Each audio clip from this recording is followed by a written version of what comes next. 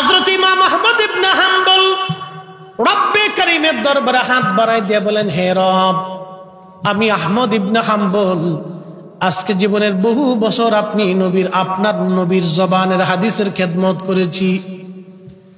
আল্লাহ, আমি তো আপনার গোলাম। আল্লাহ, আমি আপনার গোলাম।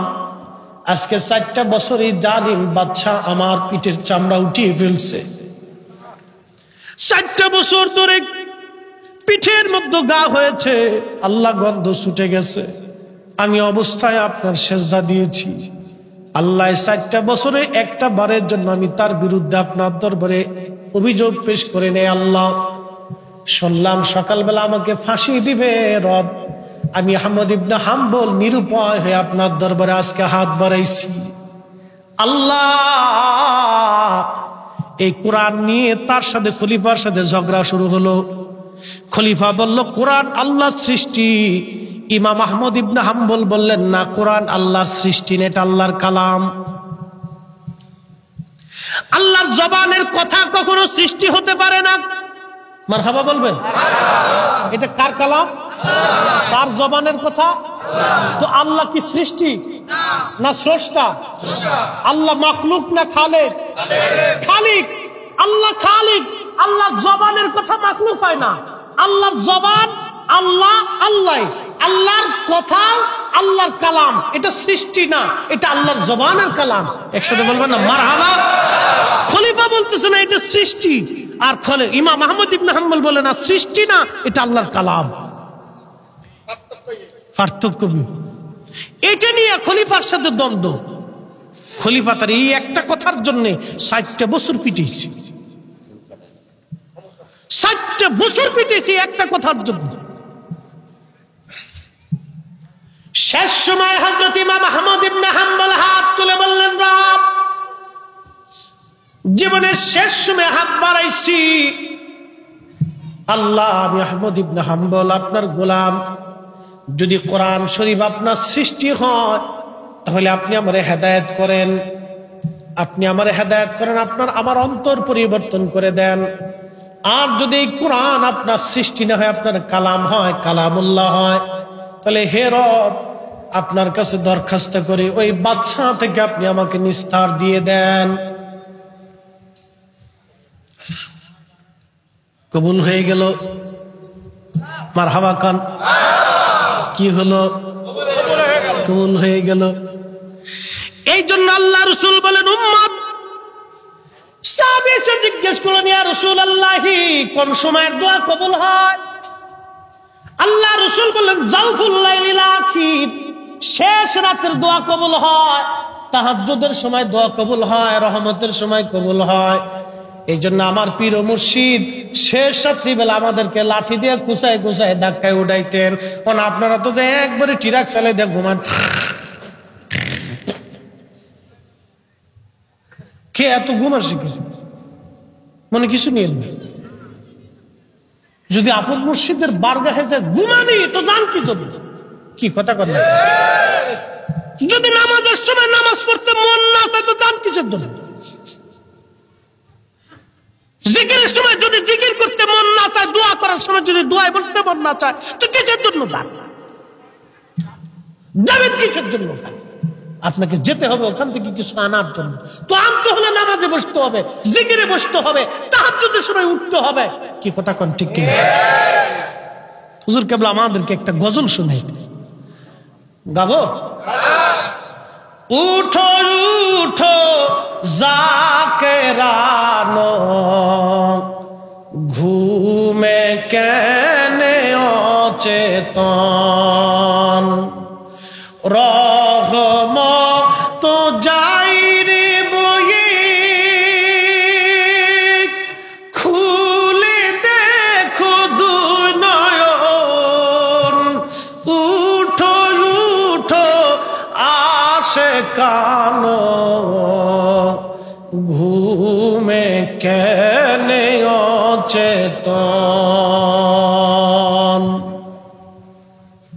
বাজান বন্ধু আমার, খুব মনোযোগ দিয়ে শুনিয়া যান। নবীজি বললেন, জাওফুল লাইলিল আখির, শেষ রাতের দোয়াগুলি কবুল হয়ে যায়। অদবুরুস সালাতিল মাকতুবা, ফরজ নামাজের পরে দোয়া করলে কবুল হয়। একবার জোরে বলা যাবে কি মারহাবা? কোন সময়?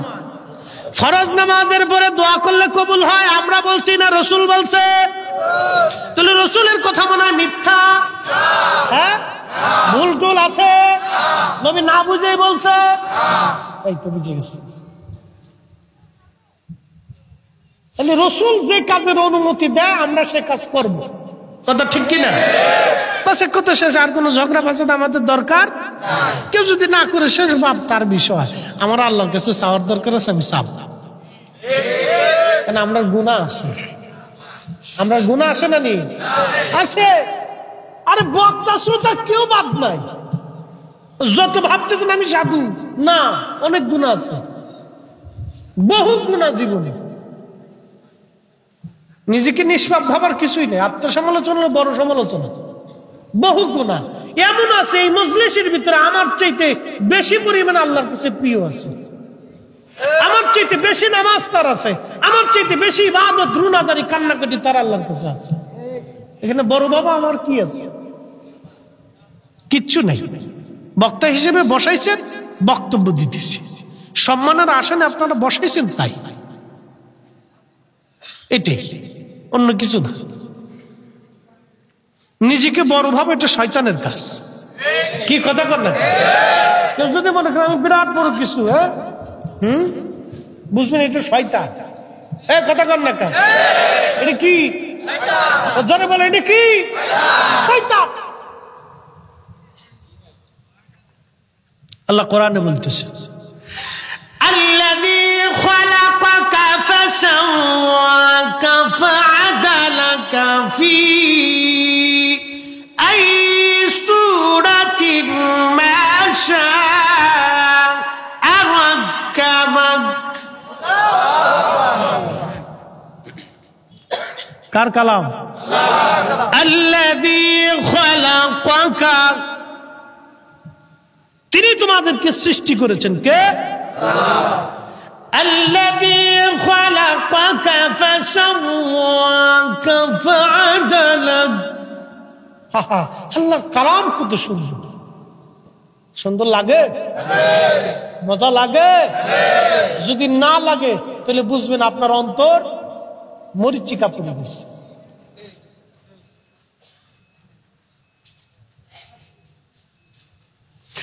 وَإِذَا تُلِيَتْ عَلَيْهِمْ آيَاتُهُ زَادَتْهُمْ إِيمَانًا।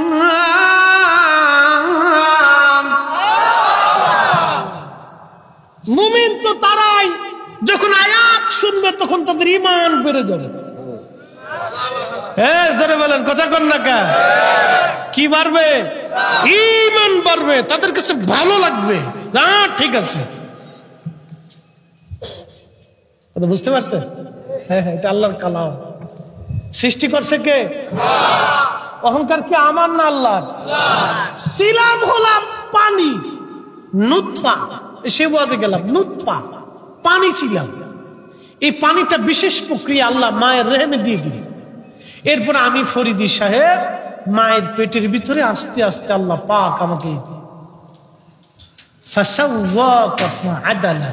সুবিন্যস্ত করতে লাগলেন। আঙ্গুলের জায়গায় আঙ্গুল দিলেন, চোখের জায়গায় চোখ দিলেন, কানের জায়গায় কান দিলেন।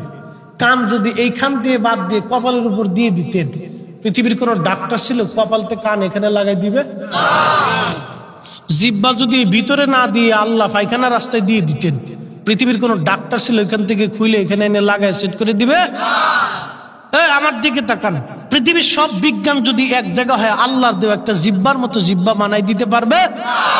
কি জিহ্বা আল্লাহ বানাইছে! আম দিলেন কয় আম, জাম দিলেন কয় জাম, লেবু দিলেন কয় লেবু, ভাত দিলেন কয় ভাত, মাছ দিলেন কয় মাছ, গোশ দিলেন কয় গোশ। জিহ্বা কয়টা? খাবার খেলেন হাজার কোয়ালিটির, জিহ্বা একটা। স্বাদ দিলেন সব কয়টারই। এই মালিকের নাম কি? এই কারিগরের নাম কি? জিকির হবে কার? সেজদা হবে কার? নামাজ হবে কার? দোয়া চাবো কার কাছে? আল্লাহর কাছে। তো উসিলা ধরতে পারে। আহা, দোয়ার কথা বলছিলাম। এই আহমদ ইবনে হাম্বল দোয়া করলেন, আল্লাহ আপনি এবার ফয়সালা করেন, হে রব এই জুলুম থেকে, জালেম থেকে আপনি আমারে বাঁচান। দোয়া কবুল হয়ে গেল আসমানে, আল্লাহর ওলির দোয়া মঞ্জুর হয়ে গেল। আল্লাহর ওলি যখন হাত তুললেন দোয়া কবুল হয়ে গেল। কবুল হয়ে যাওয়ার পরে সকালবেলা ফজরের নামাজ পড়ে ইমাম আহমদ ইবনে হাম্বল ভাবলেন আজ আমার ফাঁসি হবে। ফজরের নামাজ পড়ার পরে জেলার সংবাদ নিয়ে আসছে, হুজুর আপনাকে চিন্তা করতে হবে না, রাত্রিবেলায় খলিফাকে হত্যা করা হয়েছে, নতুন খলিফা ওনার সন্তান ঘোষণা হয়েছে, তিনি ঘোষণা দিয়েছেন আপনাকে জেলখানা থেকে বের করে নিয়ে যাওয়ার জন্য সম্মানের সাথে। একবার জোরে বলা যাবে কি মারহাবা? ইজ্জতের মালিককে আল্লাহ। কবুল হয়ে গেল দোয়া। খুবই মনোযোগ দিয়ে কথাগুলি শুনে যাবেন। বাবা আমরা কি আর আবেদ হলাম, জাহিদ হলাম, কি আর মানুষ আমরা হলাম? আমি নবী না চিনিলাম, কি যে ভুল করিলাম। আমি নবী না মানিলাম, কি যে ভুল করিলাম। ভস্মে ঢালিলাম ঘি, মানুষ হইয়া ভবেতে আসিয়া মানুষের করিলাম কি।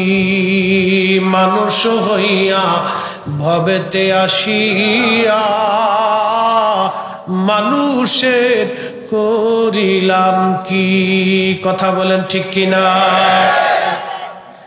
আল্লামা ইমাম আহমদ ইবনে হাম্বল আলোচনার পরের অংশে পরে আসতেছি। ইমাম আহমদ ইবনে হাম্বল রাহমাতুল্লাহি আলাইহি একটা কিতাব লিখছেন, কিতাবুজ জুহুদ, মিসকিনের ঘরে আছে। কিতাবুজ জুহুদের মধ্যে তিনি একটা ঘটনা তিনি লিখতেছেন। ইমাম আহমদ ইবনে হাম্বল তিনি লেখেন, পূর্ব জামানায় বনি ইসরাইলের একজন আল্লাহর যুবক বান্দা সারাদিন 24 ঘন্টা আল্লাহর ইবাদতে কাটাইতো। যুবক শ্রেণী আপনাদেরকে বলতেছি, আল্লাহর ওলি হওয়া লাগবে, আল্লাহর বন্ধু হওয়া লাগবে। যুবক ভাই, যৌবন যার, যুদ্ধে যাবার সময় তার। ওই আল্লাহর ওলি, ওই যুবক বান্দা 24 ঘন্টা আল্লাহর ইবাদতে কাটাইতো। ইমাম আহমদ ইবনে হাম্বল কিতাবুজ জুহুদের মধ্যে লেখেন, 24 ঘন্টা আল্লাহর ইবাদতে কাটায় যুবক। ওই এলাকার কিছু বখাটে যুবক ছেলেরা চিন্তা করলো, ওর একটু পরীক্ষা করার দরকার, ও কেমন আবেদ হইছে দেখার দরকার, ও কেমন আবেদ ওর একটু দেখার দরকার। এই জন্য ওর একটা পতিতা নারীকে ভাড়া করলো। পতিতা নারীকে বললো, এ বেটি তোমাকে আমরা পয়সা করে দিব, কিন্তু তোমরা একটা কাজ করবা। বলে কি কাজ? কাজটা হলো তোমরা ওই যে খানকার ভিতরে একটা যুবক 24 ঘন্টা আল্লাহর ইবাদত করে, ও নারী তুমি ওই যুবকের সঙ্গে যেভাবে হোক চলে কলে জেনা করবা। কি করবা? কথা কর না কেন? কি করবা? আমরা দেশে জেনা হয়েছে ফান্তাবাদ। হুজুর ফান্তাবাদ কেমনি? বেডি টিকটক করে, মহিলা টিকটক করে তার অঙ্গ প্রত্যঙ্গ দেখায় পাবলিকের, দেখো আমি কত সুন্দর, শয়তানে হাসের তুই আমার খালাতো বোন। এই কথা কর না কেন? শয়তানে হাসের আমার খালাতো বোন লাগিস তুই। তুই যতদিন দুনিয়াতে আসত তো ফুলাফান নষ্ট করতে আমারও লাগতো না, তুই যথেষ্ট। টিকটক করে বেডি জেনা ফান্তাবাদ তুই, যে যেমনি করে এমনি করে, কিছু মনেই করে। আগে আমরা দেশের বেডিরা রাস্তাঘাটে কখনো বেপরদায় বেরোইছে না। কতক্ষণ ঠিক কিনা? আরে হিন্দু নারীরাও কাপড় চুপড় দিয়ে ঘাইরে ঘুরে চলতো রাস্তায়। ওনার কোন বেডির কোন সিস্টেমই না। বেডি প্যান্ট পরে, বেডা হাফ প্যান্ট পরে। কি কথা বলেন? কোনটা বেডা আর কোনটা বেডি? সামনেরটা বেডা না পিছনেরটা বেডি? বুঝার কায়দা নেই। আমার তো এই ঢাকা শহরে যে আপনার যাত্রাবাড়ি হাসনাবাদে আমার বাসা, বসুন্ধরা রিভার ভিউতে, তো ওই পদ্মা সেতুর লেনে মনে করেন যে রাত গভীর হইলে বেডার বেডি টুনার টুনি মগামগি, পিছনেরটা কি জন্ডিস না সামনেরটা জন্ডিস, কোনটা ইজলে কোনটা পুরুষ বোঝা যায় না। এই অবস্থা চলতেছে। নাম দিছে সংস্কৃতি। আরে যেই নারী পুরুষের পোশাক পরে ও নির্ঘাত জাহান্নামী। কি কথা বল না? যে পুরুষ মহিলার পোশাক পুরো নির্ঘাত জাহান্নামী। কথা কয় কথা কানে দুল লাগায়, নাহে দুল লাগায়, হাতে লাগায়, পাতে লাগায়, কত লাগায়, এসি মেসি কাটিং কুটিং এর শেষ নেই। মেসি কাটিং করে, নেইমারের কাটিং করে। ওরে মেসি নেইমারের কাটিং করছে। আরে মেসি বিয়ে করার আগে 3টে পোলাপান হয়ে গেছে। নেইমার বিয়ে করার আগে সাইড দেওয়া। তো ও দেশে বিয়ে করার আগে যদি সাইড দেওয়া, ওদের অনুসরণ যারা করবে ওদের সাথে একসাথে জাহান্নামে ঘর হবে। কথা কর ঠিক কিনা? এদেশ আল্লাহর ওলিগণের দেশ। এই দেশ শাহজালালের দেশ, শাহপরানের দেশ, শাহ মাকদুমের দেশ, খান জাহান আলীর দেশ, কমরউদ্দিন রুমির দেশ, খাজা হযরত আজমিরির দেশ, দাতা গঞ্জে বক্সের দেশ, হযরত মুজাদ্দিদ আল-ফাসারির জমিনে, আল্লাহর দেওয়া জমিনে আল্লাহর কথাই চলবে। কথা বলেন ঠিক কিনা? আফসোস হলো সত্য, আমার দেশের নারীরা যত দিন যায় তত বেহায়া হইতেছে। হেতা ভাবে যে এটা আমার ক্রেডিট, মনে করি এটি বালা। শয়তানে কয় তুই আমার খালা। শুনতেছেন? মানুষ কিছু মনেই করে না।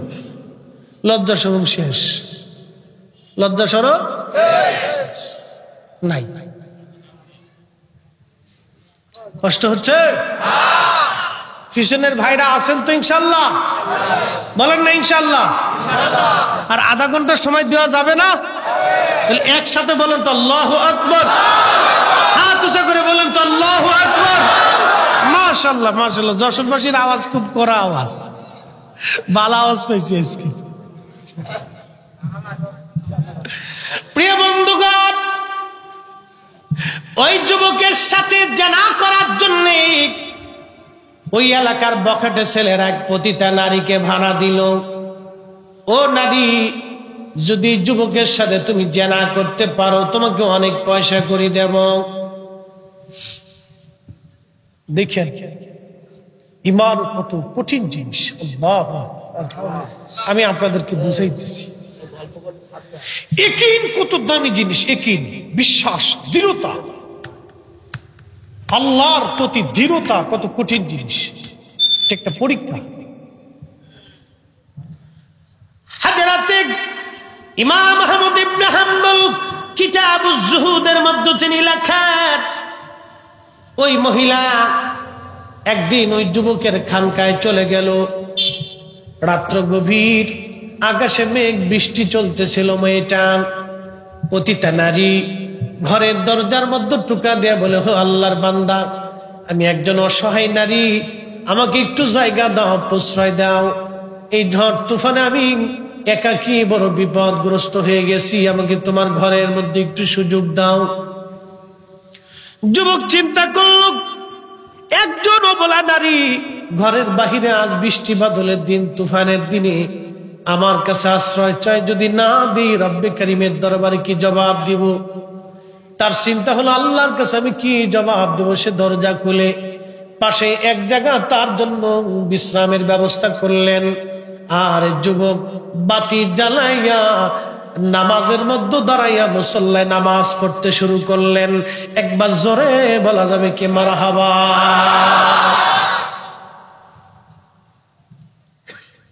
ওলি কেমনে হইতে হয় আজকে বুঝাইতেছি। ওলি কেমনে হবে একটু বুঝেন। আল্লাহর পেয়ারা বান্দা কিভাবে হবে একটু বোঝার চেষ্টা করবেন, যে তারা কি করে আল্লাহকে সন্তুষ্ট করছিল।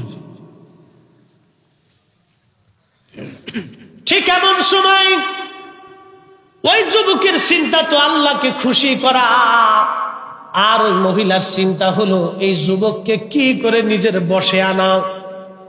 কিন্তু মহিলা জানে না এই যুবক তো যুবক, সেই যুবক আর এই যুবক এক যুবক না। ওই মহিলা ওই অবস্থায় সে তার অঙ্গভঙ্গি দিয়া প্রতিটা নারী তো ওদের কাজই তো পুরুষকে আকৃষ্ট করা, ঠিক কিনা? কাস্টমারে আকৃষ্ট করা। তো তার শারীরিক অঙ্গভঙ্গি দিয়ে সে তার নিজের দিকে পুরুষকে আকৃষ্ট করতেছে। এই জন্য আল্লাহ পর্দার আইন করছে, মহিলার মাথার থেকে পা পর্যন্ত বুরকা দিয়ে ঢাকতে হবে। কারণ মহিলার মাথার থেকে পা পর্যন্ত পুরুষের আকর্ষিত হয়। কেন হয় এটা আবার বুঝাই দিয়েছে। শরম টরম নিয়েন না, এটা আমার আব্বাজান আদম আলাইহিস সালামের খাসলাতে ছিল। কেতা খাসলাত বলে দিয়েছে। আদম আলাইহিস সালামের খাসলাত হলো আদম আলাইহিস সালামের বাম পাজর থেকে মা হাওয়ারে আল্লাহ বানাইছে। তো আম্মাজান হাওয়া তো জান্নাতে তৈরি হয়েছে, এটা বিরাট বড় সুন্দরী ছিল। মারহাবা কইলেন না? আমরা আম্মাজান রে আল্লাহ অনেক সুন্দর করে বানাইছে না। আদম আলাইহিস সালাম ঘুমাতে উঠে দে বিরাট সুন্দরী নেগেটিভ পাশে বসে রয়েছে। নেগেটিভ যে পাশে বসে রয়েছে ওনার আকর্ষণ সৃষ্টি হয়েছে। এটা কেনা দেখতে গেছেন আল্লাহ ডাকতে। পুরুষের অভ্যাস হলো বেডি মানুষ দেখলে একটু ফুসি দেওয়ার ধান্দা করে। এই কথা কর না, ওই আব্বাদান শুরু করছে। এখানে আর আমরা যারা ফুল আছি আমরা তোর অভ্যাস বেডি মানুষ দেখলে একটু টেরে টেরে চাই কেনা দিই একটু বালা করে। বুঝতে পারছেন? এই জন্য আল্লাহ আইন করে দিছে ওর মাথার থেকে পা পর্যন্ত ডাইকে দেয়, মাথার থেকে পা পর্যন্ত ডাক আল্লাহ ফরজ করে দিছে। একসাথে বলা যাবে না মারহাবা? কি করে দিছে? ফরজ করে দিছে। বেডি যদি হাফ প্যান্ট পরে আর ফুল প্যান্ট পরে রাস্তাতে চিটিং পিটিং করে আসে, আমরা দেশের ফুলাপান পিছন থেকে ফিস মারবে। দোষ ফুলাপানে রয়ে গেছে গা। তুমি যে অর্ধলঙ্গ হয়ে একটু বাপসক করতে লিপস্টিক আলতা শোনো আগে দিয়ে একবারে টিকটক করে রাস্তা দিয়ে আটতোছ, দোষ তো বেডিরও আছে। আইন করার দরকার ছিল যে বেটি এইভাবে চলবে তারও শাস্তি দেবে, যে বেটা শীষ দিবে তারও শাস্তি দিতে হবে। কি কথা বলে? সমান অধিকার, আইন সমান হওয়ার কথা ছিল, কিন্তু কিছু করার নাই। আইন সবসময় বেডিকার পক্ষেই থাকে। এই নারী সুন্দরী রূপসী পতিতা নারী যুবককে আকৃষ্ট করে তার দিকে জেনার জন্য। নামাজরত অবস্থায় এই যুবক তার অন্তরের মধ্যে সাই দিল, হ্যাঁ আমি জেনা করব। দেখেন এই আল্লাহওয়ালা যুবকের অন্তরের মধ্যে সাই দিল, হ্যাঁ আমি জেনা করব। ঠিক এমন সময় তার মনে যখন জেনার চিন্তা আসলো, তার মনের মধ্যে আর একটা চিন্তা আসলো, এই মন নফস, এই নফস তরিকতের ভাষায় এটা যদি কন্ট্রোল করতে পারা যায় তাহলে সে অরিজিনাল সালেক হতে পারে। এই জন্য আমার পীর মুর্শিদ আমার হুজুর কেবল একটা কথা বলতেন, বাবা হর হামেশা সদা সর্বদা আল্লাহর জিকিরে নিজের জিহ্বাখানা তুমি সিক্ত রাখবা। বাবা যদি আল্লাহর জিকিরে তোমার নিজের জিহ্বাখানা সিক্ত রাখতে পারো তাহলে তুমি হালাক হবে না, তোমার চিন্তা হবে না, তুমি জাহান্নামী হবে না। সবসময় নিজের জিকির জিহ্বাখানাকে আল্লাহ আল্লাহ আল্লাহ আল্লাহ জিকিরের জিহ্বাখানা সিক্ত তুমি রাখবা, আর হামেশা জিকির করবা। এই জন্য মাগরিবের নামাজের পরে কিছু সময় জিকির, এশার নামাজের পরে কিছু সময় জিকির, ফজরের নামাজের আগে কিছু সময় জিকির, আসরের নামাজের পরে কিছু সময় জিকির, জোহরের নামাজের পরে কিছু সময় জিকির আমাদেরকে করতে বলা হয়েছে। কি কথা কোন ঠিক কিনা? মানে আপনি যদি না করেন দোষ কি আটত্রিশ হুজুরের? মনে রাখেন, মনে রাখতে হবে কাজ ওনার দোষ না, দোষ আমার আপনার। প্রিয় ভাইরা আমার, বোনেরা আমার, মনোযোগ দিয়ে শুনিয়া যান। এই যুবকের অন্তরের মধ্যে সাই দিল, আমি জানা করব। কিন্তু যুবক এবার চিন্তা করলো, হে মন, হে নফস, তুমি তো জেনা করতে চাও, তাহলে জেনা করলে তো জাহান্নামের আগুনে তুমি পুরবা। যুবক রে, তাহলে জেনা করার আগে দুনিয়ার আগুন একটু পুড়ে দেখো, আগুনের স্বাদ কেমন তোমার লাগে। যে বাতি জ্বলতেছিল ওই বাতির মধ্যে নামাজ পড়া শেষ করার পরে যুবক তার প্রথম আঙ্গুলটা ওই বাতির মধ্যে আগুনের মধ্যে ধরলো, আগুনের মধ্যে ধরলো, তত সময় পর্যন্ত আগুনের মধ্যে ধরে রাখলো, তার পুরা আঙ্গুলটা আগুনে পুড়ে গেল। তারপরে সে আবার নামাজে দাঁড়ায় গেল। একবার জোরে বলা যাবে কি মারহাবা? আল্লাহ কোরআনে ওয়াজ করলেন, ইন্নামাল মুমিনুনাল্লাযীনা ইযা যুকিরাল্লাহু ওয়াজিলাত কুলুবুহুম।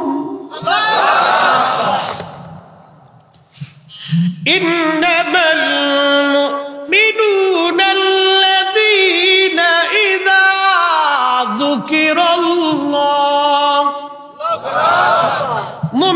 তারাই মুমিনের পরিচয়। আল্লাহ কোরআন শরীফে দিচ্ছেন মুমিনের পরিচয়।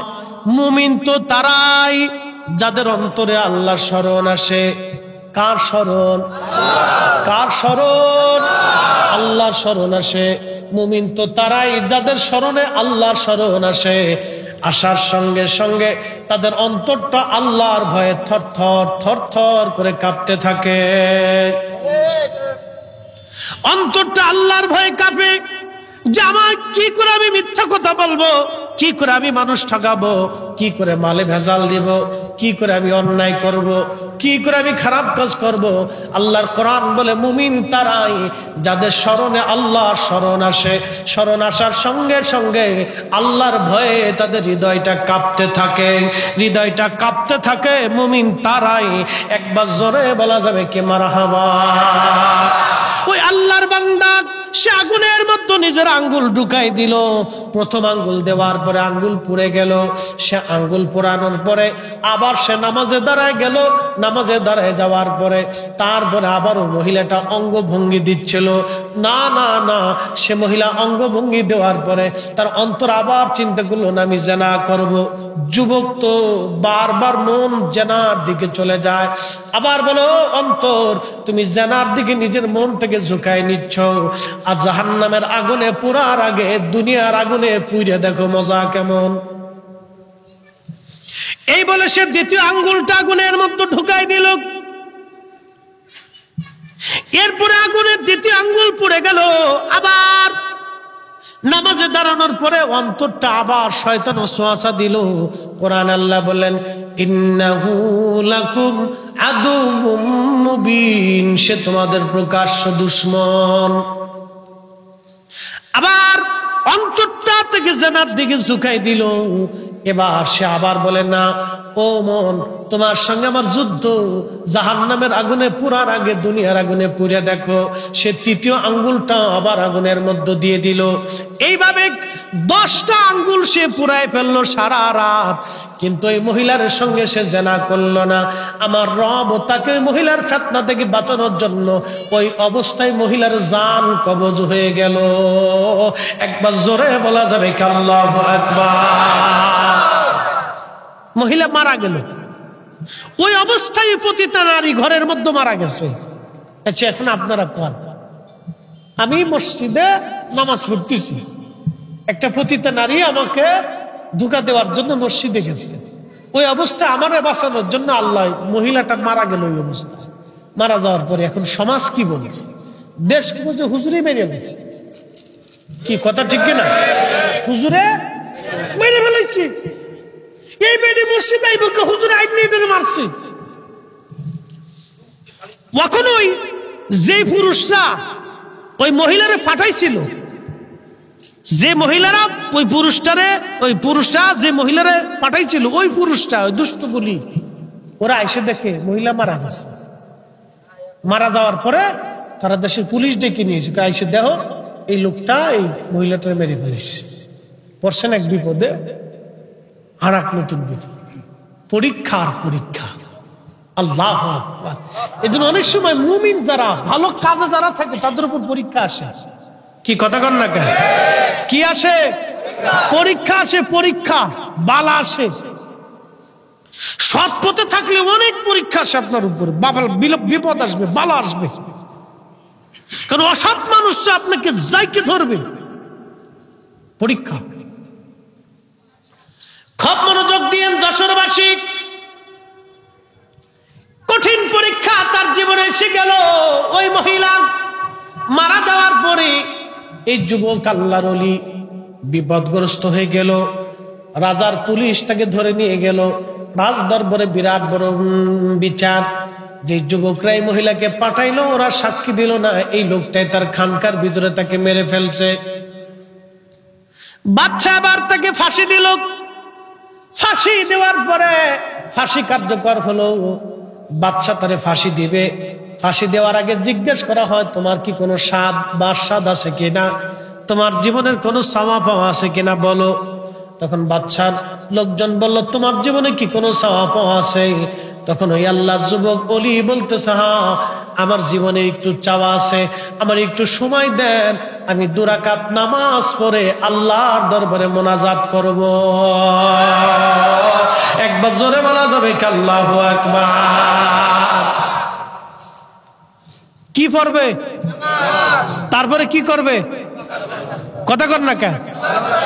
নামাজ পড়ার পরে তো, নামাজ পড়ার পরে দোয়া তো আজকে থেকে চালু না, এটা অন্য অন্য জমানার নবীদের জমানায় চালু আছে। যার কাছে বেদাত ওনার কাছে বেদাত, আমার কাছে এটা মুস্তাহাব সুন্নত, আমরা করেই যাব। কথা কর না কেন? আমাদের কাছে এটা মুস্তাহাব সুন্নতের রসুল করে যাব, অসুবিধা নেই। যার কাছে বেদাত এটা ওনার কাছে থাকুক, ওটা আমাদের সাবজেক্ট না। আল্লাহ কোরআনে ওয়াজ করতেছে, ইয়া আইয়ুহাল্লাযীনা আমানুস্তাঈনু বিস-সাবরি ওয়াস-সালাহ।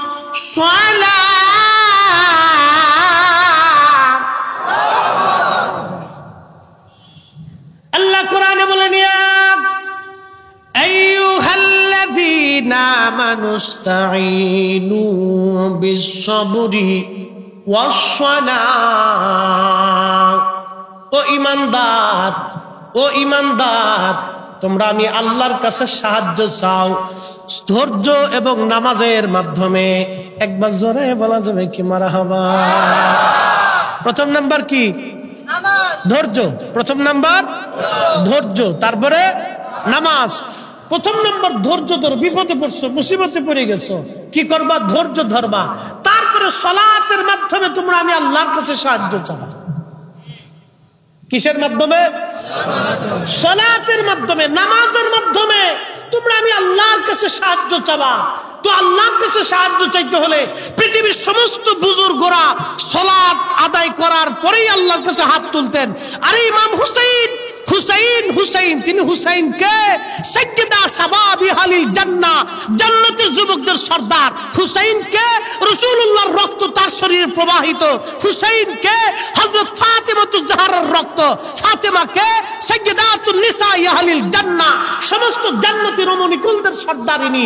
আর তার স্বামী হযরত আলী, আলীকে আলী ফিল জান্নাতি, দুনিয়া থেকে তারা জান্নাতের সার্টিফিকেট পেয়েছে। তার কলিজার টুকরা হুসাইন, যার শরীরে রাসূলুল্লাহর রক্ত প্রবাহিত। শাহাদাতের পূর্ব মুহূর্তে সীমারকে বলে, সীমার একটু সুযোগ দে, আমি 2 রাকাত নামাজ পড়বো, আল্লাহকে সিজদাকে ডেকে নেব। 2 রাকাত নামাজ পড়ে ইমাম হুসাইন আল্লাহর কাছে দরখাস্ত করেছিল। একসাথে বলা যাবে না মারহাবা? পৃথিবীর সব বুজুর্গরা সালাত আদায় করার পরে আল্লাহর কাছে হাত তুলত। ইমাম আহমদ ইবনে হাম্বলের জীবনী দেখেন, 4 ইমামের এক ইমাম, হাম্বলি মাযহাবের ইমাম, পৃথিবীর 4 আলেমের এক আলেম। আল্লাহু আকবার। ওনাদের জুতা যদি এক পাল্লায় দেন, পৃথিবীর সব আলেমদের কার এক পাল্লায় দিলে ওনাদের জুতার ওজনের সমান হবে না। আল্লাহু আকবার। না হয়েছে না? আরো জোরে বলেন আল্লাহু আকবার। আমাদের মাযহাবের ইমাম আবু হানিফা রাহমাতুল্লাহ আলাইহির সাথে আল্লাহ 99 বার স্বপ্নে কথা বলেছে। আর মালিকি মাযহাবের ইমাম ইমাম মালিক ইবনে আনাসের সাথে আল্লাহ রাসূল 100 বার স্বপ্নে কথা বলেছে। হযরত ইমাম আবু ইদ্রিস আশ-শাফি জায়নামাজের উপরে, দজলা নদীর উপরে জায়নামাজ বিছিয়ে নামাজ পড়েছেন, লক্ষ লক্ষ মানুষ তা দেখেছে। হযরত আহমদ ইবনে হাম্বল 80 বার রাসূলুল্লাহ থেকে স্বপ্নে তার সাথে দেখা দিয়েছে। একসাথে বলা যাবে সুবহানাল্লাহ। ওনাদের জুতার ওজনের সমান আমরা ওজন হবে?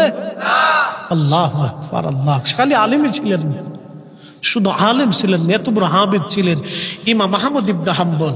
অ্যাটেনশন, 4 বছর জেল কাটছে। কয় বছর? 4 বছর। আমার দিকে তাকাবেন না, কষ্ট হচ্ছে আপনাদের? 4 বছর জেল কাটছে। প্রত্যেক দিন 10টা করে বাড়ি মারা হতো তাকে চাবুক দিয়ে, কোনো ওষুধ দেওয়া হতো না, প্রত্যেক দিনে মারা হতো। ঘা হতো, ঘা হইতে হইতে হইতে হইতে পিঠের সমস্ত গোশতগুলি পয়সে গন্ধ হয়ে গেল। প্রত্যেক দিন কলতানিয়া রক্ত পড়ত। আহা, 4টা বছর। কল্পনা করতে পারবেন কিভাবে তাকে মারা হয়েছে? কে মারছে? পৃথিবীর রানিং খলিফা, মুসলিম খলিফা তাকে মারতেছে। 4টা বছর এইভাবে মারছে, 4টা বছর তাকে এইভাবে মারছে। গোশত পচে খসে ঘা হয়ে গন্ধ হয়ে গেল। শেষ রাত ইমাম আহমদ ইবনে হাম্বলের কাছে জেলার এসে বলতেছে, হুজুর আজকে আপনার শেষ রাত্র, যা ভালো মন্দ মন চায় খেয়ে দে, আপনি দোয়া কালাম যা পড়ার পরে সকালবেলা আপনার ফাঁসি হবে। আমার দিকে তাকান। ইমাম আহমদ ইবনে হাম্বল এশার নামাজ পড়লেন খুব ধীর স্থির ভাবে। খলিফার পয়গাম জেলার তাকে জানিয়েছে। হযরত ইমাম আহমদ ইবনে হাম্বল তিনি ধীর স্থির ভাবে এশার নামাজ পড়লেন। এশার নামাজ পড়ার পরে তিনি বাকি নামাজ পড়বেন, কিন্তু না, অতিরিক্ত 2 রাকাত নামাজ পড়ে ইমাম আহমদ ইবনে হাম্বল রাহমাতুল্লাহি আলাইহি আল্লাহর দরবারে সিজদা শেষ করার পরে রব্বে করিমের দরবারে 2টা হাত বাড়াই দিলেন। একসাথে জোরে বলা যাবে মারহাবা? কয় হাত বাড়াইছে? না 1 হাত হবে? 2 হাত। জোরে বলেন কয় হাত? 2 হাত বাড়াইছে। কার দরবারে? আমরা এশার নামাজের পরে 2 রাকাত নফল নামাজ পড়ে কার দরবারে হাত বাড়াই? মাগরিবের নামাজের পরে 2 রাকাত নফল নামাজ পড়ে কার দরবারে হাত বাড়াই? মুসলমান জোহরের নামাজ পড়ে 2 রাকাত নফল নামাজ পড়ে কার দরবারে হাত বাড়াই? তাহলে আল্লাহ কোরআনে বলেন আস্তাইনু বিস-সাবরি ওয়াস-সালাহ, সালাতের মাধ্যমে, সবরের মাধ্যমে তোমরা আমি আল্লাহর কাছে সাহায্য চাও। তো নামাজের পরে আমরা সাহায্য চাই কার কাছে? তাবারক রান্না করার আগে সাহায্য চাইছেন কার?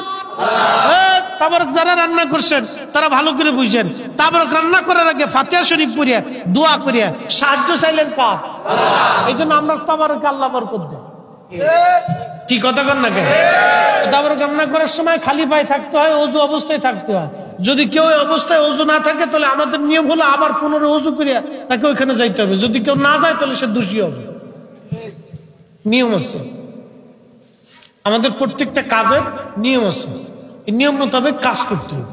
এটা হলো নিয়ম। কেউ যদি না করে সেটা তার দোষ হবে, এই বিপদ তার মাথার উপর বাতলাবে। এই জন্য এই তাবারক খাওয়ার পরে নিয়ত করিয়া, ভালো নিয়ত করে কেউ যদি খাইছে, বহু মানুষের রোগ আল্লাহ শেফা করে দিচ্ছে। শেফা করে কে? না হয় না, আরো জোরে বলেন। একটা উসিলা লাগে না? ডাক্তার দেখার লাগে না? অপারেশন করা লাগে না? লাগে তো। শেফা করে কে? আল্লাহ। কিন্তু একটু উসিলা লাগে, একটা উসিলা দিয়ে আল্লাহ শেফা দেয়। শেফা আল্লাহই করা, সবই আল্লাহর কাজ, ও আমরার হাতে কোনো কাজ নেই। কিন্তু আমাদেরকে নিয়ম মতো খালি কাজ আদায় করে দিতে হবে, নিয়ম মতো কাজ আদায় করে দিতে হবে। খুব মনোযোগ দিয়ে হযরত ইমাম আহমদ ইবনে হাম্বল রব্বে করিমের দরবারে হাত বাড়াই দিয়ে বলেন, হে রব, আমি আহমদ ইবনে হাম্বল আজকে জীবনের বহু বছর আপনি আপনার নবীর জবানের হাদিসের খেদমত করেছি। আল্লাহ, আমি তো আপনার গোলাম। আল্লাহ, আমি আপনার গোলাম। আজকে 4টা বছর এই জালিম বাদশাহ আমার পিঠের চামড়া উঠিয়ে ফেলছে। 4টা বছর ধরে পিঠের মধ্যে গা হয়েছে, আল্লাহ গন্ধ ছুটে গেছে। আমি অবস্থায় আপনার সেজদা দিয়েছি। আল্লাহ 4টা বছরে একটা বারের জন্য আমি তার বিরুদ্ধে আপনার দরবারে অভিযোগ পেশ করে নেই। আল্লাহ, শুনলাম সকালবেলা আমাকে ফাঁসি দিবে। রব, আমি আহমদ ইবনে হাম্বল নিরুপায় হয়ে আপনার দরবারে আজকে হাত বাড়াইছি। আল্লাহ, এই কোরআন নিয়ে তার সাথে খলিফার সাথে ঝগড়া শুরু হলো। খলিফা বলল, কোরআন আল্লাহর সৃষ্টি। ইমাম আহমদ ইবনে হাম্বল বললেন, না, কোরআন আল্লাহর সৃষ্টি না, এটা আল্লাহর কালাম। আল্লাহর জবানের কথা কখনো সৃষ্টি হতে পারে না। মারহাবা বলবেন? এটা কার কালাম? কার জবানের কথা? তো আল্লাহ কি সৃষ্টি না স্রষ্টা? আল্লাহ মাখলুক না খালেক? খালিক। আল্লাহ খালিক।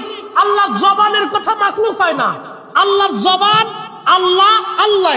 আল্লাহর কথা আল্লাহর কালাম, এটা সৃষ্টি না, এটা আল্লাহর জবানের কালাম।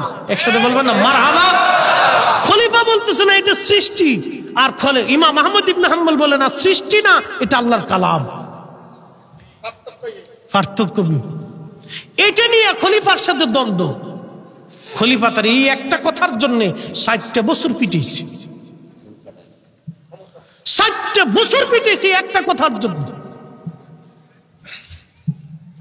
শেষ সময় হযরত ইমাম আহমদ ইবনে হাম্বল হাত তুলে বললেন, রব, জীবনের শেষ সময় হাত বাড়াইছি, আল্লাহ আমি আহমদ ইবনে হাম্বল আপনার গোলাম, যদি কোরআন শরীফ আপনার সৃষ্টি হয় তাহলে আপনি আমারে হেদায়েত করেন, আপনি আমারে হেদায়েত করেন, আপনার আমার অন্তর পরিবর্তন করে দেন। আর যদি এই কোরআন আপনার সৃষ্টি না হয়, আপনার কালাম হয়, কালামুল্লাহ হয়, তাহলে হে রব আপনার কাছে দরখাস্ত করি ওই বাদশা থেকে আপনি আমাকে নিস্তার দিয়ে দেন। কবুল হয়ে গেল। মারহাবা খান। কি হলো?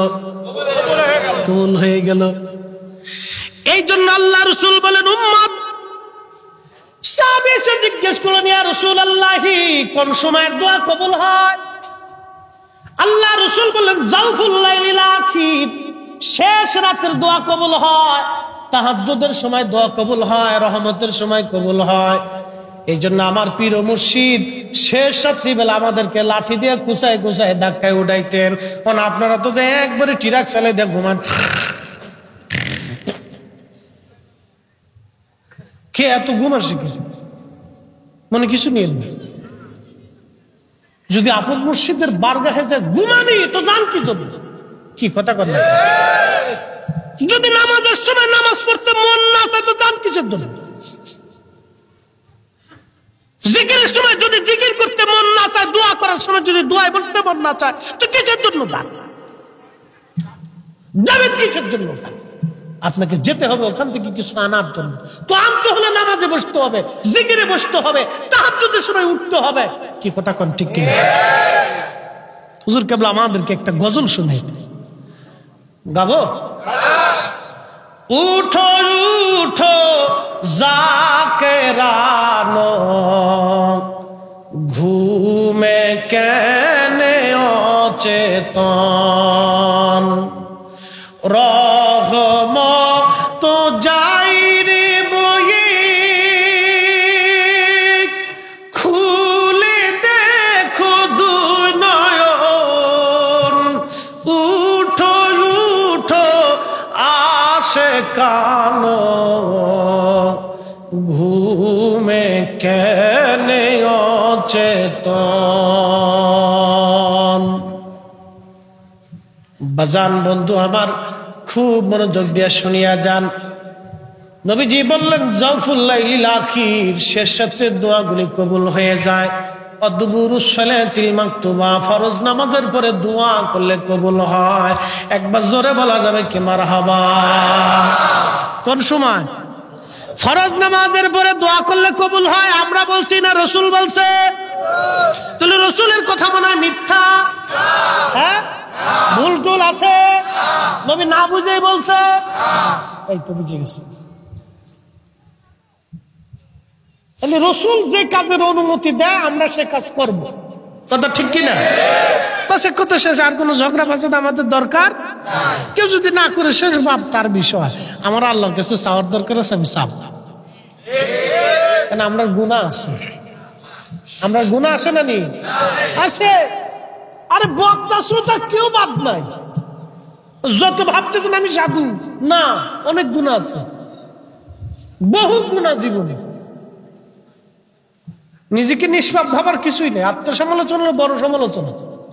বহু গুনাহ এমন আছে এই মজলিসের ভিতরে আমার চাইতে বেশি পরিমাণে আল্লাহর কাছে প্রিয় আছে, আমার চাইতে বেশি নামাজ তার আছে, আমার চাইতে বেশি ইবাদত, রুনাদারি, কান্নাকাটি তার আল্লাহর কাছে আছে।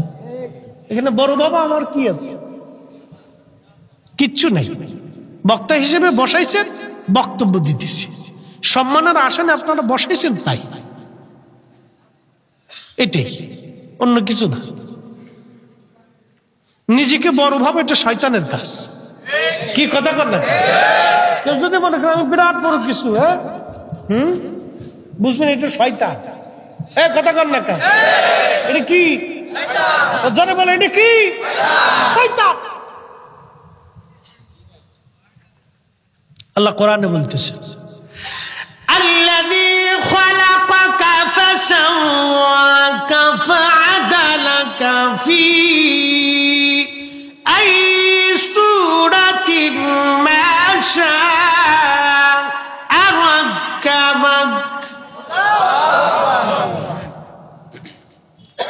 কার কালাম? আল্লাযী খালাকাকা, তিনি তোমাদেরকে সৃষ্টি করেছেন। কে? আল্লাযী খালাকাকা ফাসাওয়াকা ফাআদালাক। আল্লাহর কালাম কত সুন্দর। সুন্দর লাগে? মজা লাগে? যদি না লাগে তাহলে বুঝবেন আপনার অন্তর মরিচিকা পড়ে গেছে।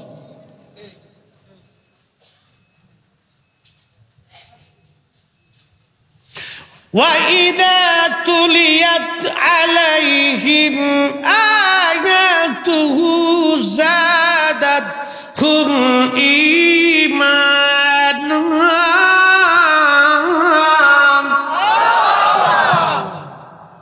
মুমিন তো তারাই যখন আয়াত শুনবে তখন তাদের ঈমান বেড়ে যাবে। হ্যাঁ, যারা বলেন কথা কন না কা, কি বাড়বে? ঈমান বাড়বে, তাদের কাছে ভালো লাগবে। না, ঠিক আছে, বুঝতে পারছে? হ্যাঁ, এটা আল্লাহর কালাম। সৃষ্টি করছে কে? অহংকার কি আমার না আল্লাহর? ছিলাম হলাম পানি, নুতফা, সে বলতে গেলাম নুতফা, পানি ছিলাম। এই পানিটা বিশেষ প্রক্রিয়া আল্লাহ মায়ের রেহেমে দিয়ে দিল।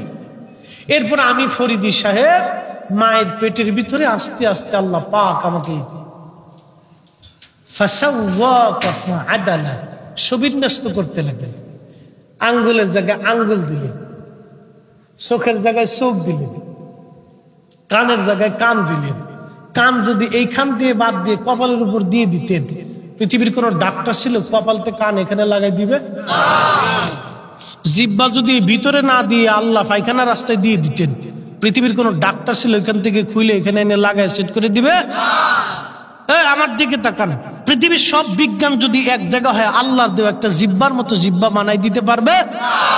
কি জিহ্বা আল্লাহ বানাইছে! আম দিলেন কয় আম, জাম দিলেন কয় জাম, লেবু দিলেন কয় লেবু, ভাত দিলেন কয় ভাত, মাছ দিলেন কয় মাছ, গোশ দিলেন কয় গোশ। জিহ্বা কয়টা? খাবার খেলেন হাজার কোয়ালিটির, জিহ্বা একটা। স্বাদ দিলেন সব কয়টারই। এই মালিকের নাম কি? এই কারিগরের নাম কি? জিকির হবে কার? সেজদা হবে কার? নামাজ হবে কার? দোয়া চাবো কার কাছে? আল্লাহর কাছে। তো উসিলা ধরতে পারে, উসিলা ধরতে পারে। বলে উসিলা কি? বুঝাইতেছি। সহিহ বুখারীর হাদিস। মদিনাতে বৃষ্টি হয় না। কি হয় না? বৃষ্টি হয় না। বৃষ্টির খুব অভাব। বৃষ্টি না হতে সারা মদিনায় দুর্ভিক্ষ লেগে গেল। কি দুর্ভিক্ষ! ঘাস হয় না, উঠে ঘাস খাইতে পারে না। আপনার ছাগল, উট, দুম্বা, ভেড়াগুলি শুকাই যাইতে লাগলো। খেজুরের বাগান নুবজে গেল। সাহাবায়ে কেরাম এসে বললেন, ইয়া আমিরুল মুমিনিন, হযরত ওমরের জমানায়, ইয়া আমিরুল মুমিনিন, বৃষ্টির বড় অভাব, এখন কি করবেন আপনি করেন।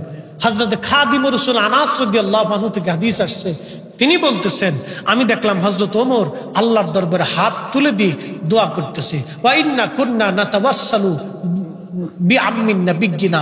ও আল্লাহ, এতদিন তোমার নবীর উসিলা ধরে দোয়া করছি, আজকে তুমি আমাদেরকে বৃষ্টি দিতে। আল্লাহ, আজকে তোমার নবীর চাচা হযরত আব্বাস রাদিয়াল্লাহু আনহু উসিলা ধরলাম, ওয়া ইন্না কুন্না নাতাওয়াসসালু বিআম্মিন নাবিয়্যিনা, আমাদের নবীর চাচার উসিলা ধরলাম। আল্লাহ, তুমি আমরা নবীর চাচার উসিলায় আমরাকে তুমি বৃষ্টি দাও। আসতে হয়ে গেছে গা। কার উসিলা? আল্লাহর উসিলা না, বুঝেন নাই কথা। নবীজির চাচার উসিলা। চাইতেছে কার কাছে? আমরাও কার কাছে? না, হাত উঠে খাজা বাবা আমরা দেন। এরকম কোন সিস্টেম আছে আটটুসি? না, এরকম কোন সিস্টেম নাই। এই যে আজকে এখানে যত যা দোয়া হয়েছে, যা হয়েছে, যা দেখছেন, এইটাই আটটুসিতে হওয়া। মাগরিবের নামাজ, ওই এশার নামাজ, ওই আপনার জোহরের নামাজ, আসরের নামাজ, এরপর মুরাকাবা, মুশাহাদা, একটু জিকির ফিকির, দোয়া, তালিম, তরবিয়ত, যা এখানে আজকে যা হয়েছে আটটুসিতে তাই। এর সুল পরিমাণ কোনো ব্যতিক্রম নাই। এখানে যা হয়েছে ওইটা আটটুসিতে তাই। তো খুব মনোযোগ দিয়ে উসিলা ধরতে পারে, দোয়ার ভিতরে উসিলা ধরতে পারে। সাবু কার কাছে? একসাথে বলেন, কার কাছে? দিবে কে? দেয় কে? আল্লাহ দেয়।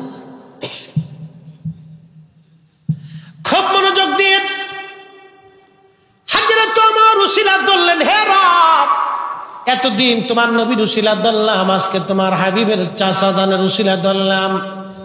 রব্বুল আলামিন বৃষ্টি নাই, আপনি বৃষ্টি দিয়ে দেন। খাদিমুর রাসূল হযরত আনাস বলেন, আমি দেখলাম ক্বালা ফায়াসকুন, তিনি বলতেছেন আমি দেখলাম অঝোরধারে আল্লাহর আকাশে মেঘ হইয়া হযরত ওমর দোয়া করতে করতে তুমুল আকারে বৃষ্টি নামা শুরু হয়ে গেল। আল্লাহু আকবার, আল্লাহু আকবার। তাহলে উসিলা আসেনি, কথা কোন উসিলা আসেনি? সাহাবীরা উসিলা ধরছেনি। সাহাবীদের যদি উসিলা লাগে তাহলে আমরাও লাগবো, কি কথা কন না কেন? সাহাবীদের যদি উসিলা লাগে তাহলে আমাদের উসিলা। এখন কেউ যদি বলে উসিলা শিরিক, তাহলে বুঝবো সাহাবীর চাইতে বেশি বুঝছে, হযরত ওমরের চাইতে বেশি বুঝছে। হযরত ওমরের চাইতে যে বেশি বুঝবে, আজকে ওমর যদি জিন্দা থাকতেন সিটকিনের কষাতে বাইরে গিয়ে ওর চামড়া উঠেই ফেলাইতেন, কথা কন? সিটকিনের কষা চিনছেন না আপনারা? চিনেন নাই? আপনার ফরিদপুরে বাঁশ আছে না, বাঁশের লগে যে কুলসি আছে না, খুব মোটা শক্ত কুলসিটা, এটাতে ফিটাইলে একবারে চামড়া উঠে যায়, এদিকে সিটকিনির কষা। আপনার আঞ্চলিক ভাষায় বলে এটা খুব মারটা খুব মারাত্মক নয়। অনেক সময় আমরা উস্তাদরা আমরা ফিটাইতে একসময়, অন্ত ফিটাফিটি বন্ধ হয়ে গেছে গা। আগে তো খুব মারতো, মাদ্রাসে যে কি মায়েরা ছিল রে ভাই, সর্বনাশ। একদিন মনে আছে মিজান মুন সাহেবের একদিন পড়া একটা গর্দান আমার ঠিক মতো ফারছিলাম না, হুজুরি এমনি দৌড়ে এমন ফিটানটা দিল, এক ফিটানে মিজান মুখস্থ করে লেছে। মনে আছে আমার, এক ফিটনেতে মিজানের আগার থেকে লাস্ট পর্যন্ত সব মুখস্থ করে লেছে, যা করে কোথায় দেখাইতেছি দাঁড়া, এক সপ্তাহে মুখস্থ করে দিছে। খুব মনোযোগ দেন। সাতও দিলে তো মরার সময় দিলেন আর কি। চিন্তা করে লোক সুবিধের না রে ভাই। ও আর শুনতে শুনতে মনেই নাই যে আমার চাকা হইতো আনছে অনেক আগে, আমি দেখছি আইনে থুয়ে দিছে, রাইখে দিছে। ওই আমাদের দেশের সিস্টেম হলো কি ভাই, এখন কই ওই চাচা যদি অসুস্থ হয়ে পড়ে, বাপ অসুস্থ হয়ে হসপিটাল হাঁকড়ি হয়েছে, মেয়ে আপেল নেয়, ওই আত্মীয় স্বজন আপেল নেয়, কমলা নেয়, খুরমা নেয়, গরু নেয়, খাসি নেয়, এইটা নেয় সেটা নেয়, দুনিয়ার খাবার তো হসপিটালে নিয়ে ভরিয়ে লাগছে। মায়ে কাঁদে, আব্বা গো কথা কম না করে আব্বা, ও আব্বা তোমার লাগে কবুতর গোস্ত রাখ দিলে হয়েছি। বেটা তোমার চিন্তা করে, আরে বড়া পড়া যে সময় খাইতে আর ওই সময় আনুস নাই, ও তুই আমার মরার সময় লই আইস। বুঝতে পারছেন না? আমাদের দেশের সিস্টেম হলো মরার সময় যা মনে সব লয়ে যায়, কিন্তু যেতে অবস্থায় দেয় না। তো বাপ মা দুনিয়াতে জিন্দা থাকা অবস্থায় খাওয়াইতে হবে, কি কথা কর? ওই মরার সময় খাওয়াইলে লাভ নাই, কিন্তু যেতে অবস্থায় খাওয়াইতে হবে। সুস্থ যখন থাকবে তখন ভালো মন্দ খাবেন। আব্বা খাও, আব্বা কি খাইতে মন চায়, মা কি খাইতে মন চায়। আমরা দেশের পোলাপান মনে করে আব্বা আমারে খাওয়াইলে বুঝে আমার লজ হয়ে যাবে। আল্লাহর কসম করে বলি, এই কোরআন শরীফ সাক্ষী, আপনার আব্বা আম্মার যা মন চায় তাই খাওয়ান, যদি রিজিক না বাড়ে আমি পরে ওয়াজ করবো না। যদি আপনার রিজিক না বাড়ে, যদি আপনার অর্থনৈতিক পরিবর্তন না হয়, আল্লাহর কসম আমি ওয়াজ করবো না, তাহলে আল্লাহর কোরআন মিথ্যা হয়ে যাবে। যা মন চায় তাই খাওয়াবে, যত খাইতে মন চায় তত খাওয়াবে না।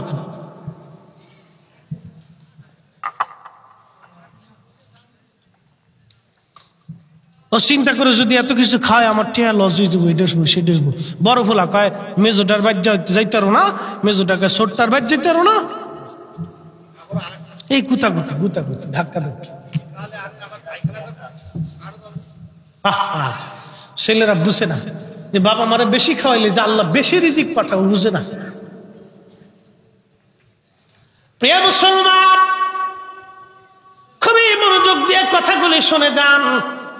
এই কোরআন শরীফ আল্লাহ বলেন, আমি তোমাকে সুবিন্যস্ত করলাম, যেখানে চোখ ছিল না সেখানে চোখ দিলাম, দেহ ছিল না দেহ দিলাম, শক্তি ছিল না শক্তি দিলাম। অবাদান খুব মনোযোগ দেন, কিছুই ছিল না সব আমি আপনাদেরকে দিলাম। আহা, দোয়ার কথা বলছিলেন ইমাম আহমদ ইবনে হাম্বল, দোয়া করলেন, আল্লাহ আপনি এবার ফয়সালা করেন, হে রব এই জুলুম থেকে জালেম থেকে আপনি আমারে বাঁচান। দোয়া কবুল হয়ে গেল আসমানে, আল্লাহর ওলির দোয়া মঞ্জুর হয়ে গেল। আল্লাহর ওলি যখন হাত তুললেন দোয়া কবুল হয়ে গেল। কবুল হয়ে যাওয়ার পরে সকালবেলা ফজরের নামাজ পড়ে ইমাম আহমদ ইবনে হাম্বল ভাবলেন আজ আমার ফাঁসি হবে। ফজরের নামাজ পড়ার পরে জেলার সংবাদ নিয়ে আসছে, হুজুর আপনাকে চিন্তা করতে হবে না, রাত্রিবেলায় খলিফাকে হত্যা করা হয়েছে, নতুন খলিফা ওনার সন্তান ঘোষণা হয়েছে, তিনি ঘোষণা দিয়েছেন আপনাকে জেলখানার থেকে বের করে নিয়ে যাওয়ার জন্য সম্মানের সাথে। একবার জোরে বলা যাবে কি মারহাবা। ইজ্জতের মালিককে আল্লাহ। কবুল হয়ে গেল দোয়া। ওই যে যুবক, মনে আসেনি আপনাদের? ওই যে যুবক, ওই মহিলা পতিতা নারী মারা গেল। মারা যাওয়ার পরে এবার বাদশা তারে ফাঁসি দিবে। যুবক ডাক দিয়ে বলল তাহলে আমাকে একটু সময় দাও, আমি 2 রাকাত নফল নামাজ পড়ে আল্লাহর দরবারে দোয়া করব। সে 2 রাকাত নামাজ পড়ার পরে আল্লাহর দরবারে হাত বাড়াইছে। একবার জোরে বলা যাবে কি মারহাবা। কোন দরবারে? হ্যাঁ, মনে রাখবেন,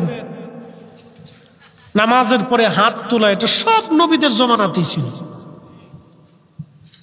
খালি আমাদের নবীর জমানা না, সব নবীর জমানায় ছিল।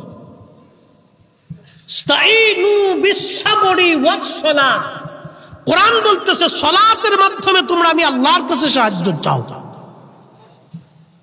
সালাতের মাধ্যমে, নামাজের মাধ্যমে তোমরা সাহায্য চাও। সালাত শেষ করার পরে আপনি আল্লাহর দরবারে হাত তুলবেন। আপনার হাজত, আপনার প্রয়োজন, আপনার যা আছে সব আল্লাহর কাছে পেশ করুন। মনোযোগ দেন। যুবক হাত বাড়াইছে। আল্লাহ, আমি জানি যে কাজ আমি করি নাই, যে গুনাহ আমি করি নাই, সেই শাস্তি আপনি আমাকে দিবেন না। রব্বুল আলামিন, আমি জানি আল্লাহ, আমি জানি যেই কাজ আমি করি নাই, যে অপরাধ, সে অপরাধের শাস্তি আপনি আমাকে দিবেন না। তবে হ্যাঁ রব, বাদশা আমাকে ফাঁসি দিবে।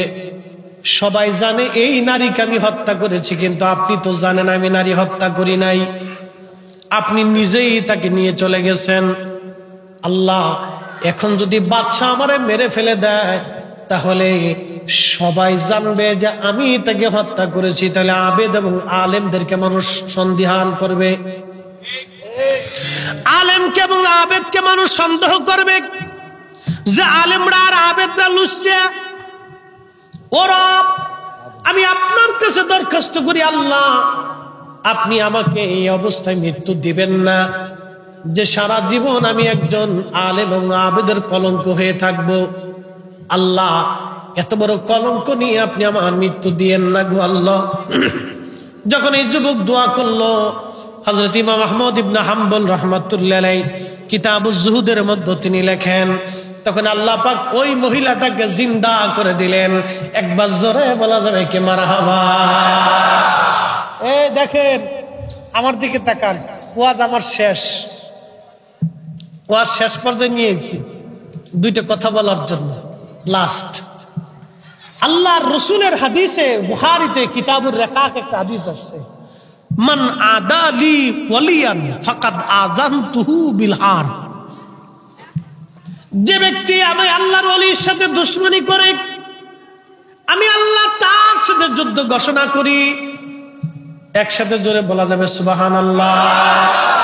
যে ব্যক্তি আমি আল্লাহর ওলির সাথে দুশমনি করে, আমি আল্লাহ তার সাথে যুদ্ধ ঘোষণা করি।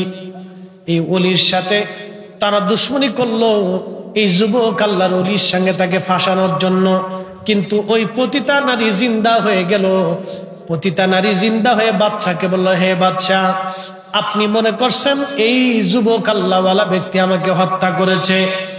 না না না না, উনি আমাকে হত্যা করে নাই, উনি আমাকে হত্যা করে নাই, বরং আমি তাকে পরিচিত করার জন্য, জানা করার জন্য উদ্বুদ্ধ করেছিলাম।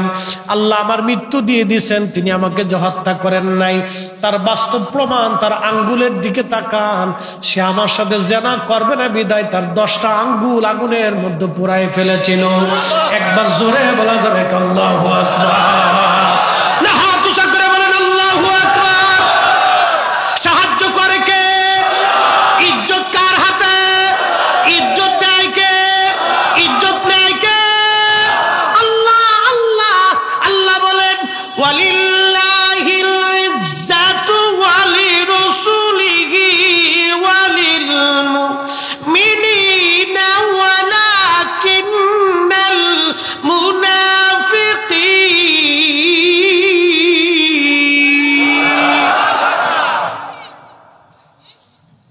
সূরা মুনাফিকের আয়াত।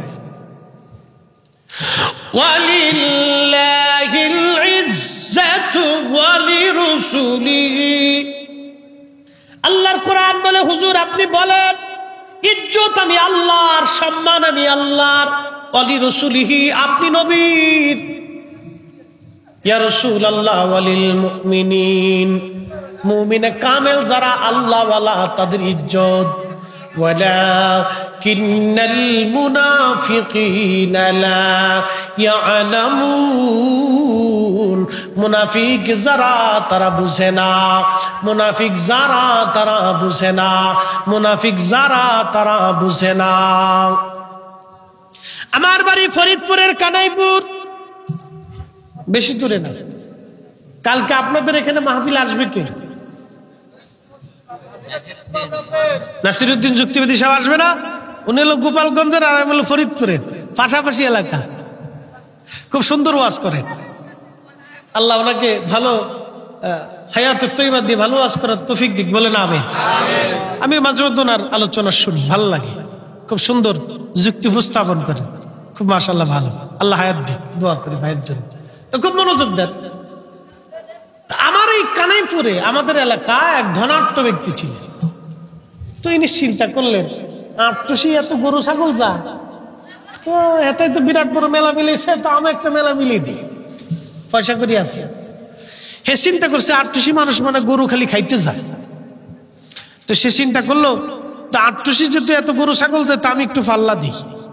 80-র দশকের কথা। আমাদের এলাকার খুব পয়সাওয়ালা লোক ছিল। ছেলে পেলেরা, আরে রাস্তার এই পাশে তোরা তারা কি গল্প করস? বিতরায় ভাই বিতরায়। ওরা ছেলে পেলে, ওরা বুঝে না। ওরা চিন্তা আছে লাস্টে খিচুড়ি দিবেন, ওইটা খেয়ে চলে যাবে। কি কথা করলাম, ওখান চিন্তা হলো ওখান নিয়ে তাহলে খিচুড়ি একটু আর দিবি, কোন সময় দিবে? ওরা চিন্তা আছে হুজুরে শেষ করে নাকি, খুব কষ্ট আছে ওরা, ঠিক আছে না? ওদের চিন্তা দেয় নাকি কি তাড়াতাড়ি শেষ করে নাকি, কারণটা কি? তো যাই হোক, দেশি তোরা চিন্তা করিস না, দেশি একটু অপেক্ষা কর, আমরা দেশি ইনশাআল্লাহ। তো যাই হোক, এই লোকে সে হুজুরের সাথে পাল্লা শুরু করলো যে আমিও একটা মেলা মিলাম। এটা কইরা সে এরকম প্রত্যেক বছরে 2-4-5টা করে গরু জবাই দেয়, নিজের পয়সা আছে। লোকটা অনেক দিতে দিতে 40-50টা করে গরু জবাই দেয়, বিরাট বড় মেলা মিলে ফেললো।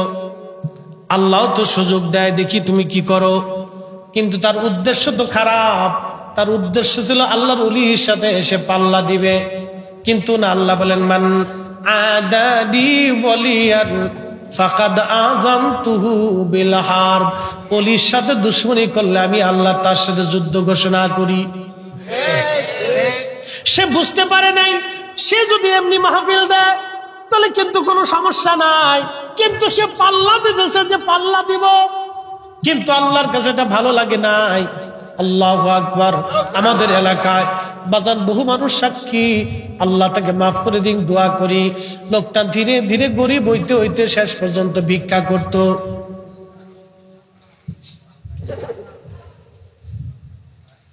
আমি আল্লাহ ওলির কোন কারামত বিশুদ্ধ না হলে আমি বলি না, এটা আমার। কেউ যদি আইসা কোনো ঘটনা বলে, আমি তার আগে যাচাই করি লোকটা সত্যবাদী কিনা, ঠিক আছে কিনা, আমি যাচাই করি। আমার এলাকার দিকে বলতেছি, লোকটা শেষ পর্যন্ত ভিক্ষা করত, ভিক্ষা করে সে গাড়ির নিচে পড়ে মরে গেল। এই জন্য সব জায়গা ফাজলামি চলে না। এই মজলিসের ভিতরে কি আল্লাহর প্রিয় আমি জানি না। আমাদের এলাকায়, আমি নাম বলবো না, অনেক পয়সা, তারা হয়তো আমার ওয়াজ শুনবে, আমার এলাকার মানুষ আমার ওয়াজ শুনবে, আল্লাহ আমার এই ভাইটাকে মাফ করে দিই। তারা অনেক পয়সার মালিক হয়ে গেল। একদিন তাদের এক কর্মচারী বৃদ্ধ লোকরে মারছিল খুব। মারার পরে 7 দিন পৃথিবীতে বাঁচতে পারে নাই। বাংলাদেশের সবচেয়ে বড় ডাক্তার তার বাঁচাইতে পারে নাই। এই বৃদ্ধ লোকটা কেঁদে কেঁদে বদদোয়া করছিল। আল্লাহর কসম করে বলি, এমন ভাবে বদদোয়া লেগে গেল, 7 দিনের ভিতরে সে মারা গেল জ্বর হইয়া, বাঁচতে পারে নাই। আল্লাহ কখন কার পছন্দ করবে আপনিও জানেন না, আমিও জানি না। কি কথা কর, ঠিক কিনা? আমি বক্তা হয়েছি বিদায় বিরাট কিছু না। এই মজলিসের ভিতরে এই বান্দাদের ভিতরে আল্লাহর এমন পছন্দের বান্দা আছে যার জীবনে কোনো নেক আল্লাহর কাছে পছন্দ হয়ে গেছে, আল্লাহ তাকে মাফ করে রাখছে, কবুল করে রাখছে, আমি জানি না। তার সাথে বিয়াদবি করার কারণে আমার জীবনে তকদিরের পোকা এসে যেতে পারে। বাপ কথা কোন ঠিক কিনা? এই জন্য হিসাব করে পৃথিবীতে চলতে হবে। এটা অহংকারের জায়গা না, গর্বের জায়গা না, দিমাগের জায়গা না। এই জন্য আল্লাহ রাসূল প্রত্যেকটা যুবককে শিক্ষা দিছে মুরব্বীকে সম্মান করো, প্রত্যেকটা মুরব্বীকে শিক্ষা দিছে যুবকদেরকে তোমরা ভালোবাসো। এইভাবে শিক্ষা দিছে রাসূলুল্লাহ। শিক্ষা ছিল প্রত্যেকটা যুবক মুরব্বীকে সম্মান করবে, প্রত্যেক সাধারণ মানুষ তার আবেদদেরকে ইজ্জত করবে। এই জন্য আমরা আল্লাহর ওলিদেরকে ভালোবাসি। কি কথা বলেন ঠিক কিনা? আমরা কি বাসি? ভালোবাসি। পাল্লা দিতে যাইয়া লোকটা শেষ পর্যন্ত ভিক্ষা করিয়া গাড়ির নিচে পুরে মরে গেল। এক সময়ের কোটিপতি সে ভিখারি হয়ে গেল। আল্লাহ বললেন, না, সব জায়গায় দেমাক চলবে না। এখানে তুমি পাল্লা দিতে আসছো, তোমার মানুষের ধারে ধারে হাত পাতাবো, ভিক্ষা করাই দিলেন। আল্লাহ শাস্তি দিয়ে দিলেন। এই জন্য আমরা পাল্লা দেব না। আমাদের কাজ পাল্লা না, আমাদের কাজ হলো মানুষদেরকে আল্লাহর পথে ডাকা। কি কথা বলেন ঠিক কিনা? কার দিকে ডাকা? আল্লাহর দিকে। এখন যে মানবে সে মানবে, যে মানবে না ওখানে আমার কোনো জোর জুলুম নাই, আমার কোনো অধিকার নাই। মানবে না সেটা তার, কবর তার, হাসর তার। একদিন মাটির ভিতরে হবে ঘরে, মন আমার কেন বাঁধো দালান ঘর, মন আমার কেন বাঁধো দালান ঘর। একদিন মাটির ভিতরে হবে ঘরে, মন আমার কেন বাঁধো দালান ঘর, মন আমার কেন বাঁধো দালান ঘর। আল্লাহ কোরআনে বলেন, সুম্মা আমাতাহু ফাআকবারা, আমি তার মৃত্যু দিব এবং আমি তারে কবরস্থ করব। সুম্মা ইযা শাআ আনশারা, এরপর আমি আল্লাহ আবার তাকে জীবন দিয়া পুনরুত্থিত করিয়া আমি আল্লাহর দরবারে তারে হাজির করাবো। এই ক্ষমতার মালিক একমাত্র আমার আল্লাহ। কথা বলেন ঠিক কিনা? মরা লাগবে? কথা কর না, মরণ হবে। কোথাও পালানোর কোনো ব্যবস্থা আছে? নাস্তিকরা বলে ওদের বিশ্বাস হলো এই আল্লাহ খোদা কিছু নাই। নাস্তিকরা বিশ্বাস করে যে আল্লাহ বলতে কিছু নাই, প্রকৃতির মাধ্যমে সব হয়। নাস্তিকরা কয়। আচ্ছা, আপনাদেরকে একটা প্রশ্ন করি, ওদেরকে জিজ্ঞেস করেন যে ভাই, তাহলে তোর জন্মটা কি প্রকৃতির মাধ্যমে হয়েছে না তোর বাবা মার মাধ্যমে হয়েছে? কি কথা কন না কেন? এই যে আল্লাহ কোরআনে বললেন যে মিন নুতফাতিন খালাকাহু ফাকাদ্দারা, আমি তোমাকে পানি থেকে, তোমার বাবার নির্গত পানি নুতফা বীর্য থেকে আমি আল্লাহ তোমাকে সৃষ্টি করেছি, সুবিন্যস্ত করেছি।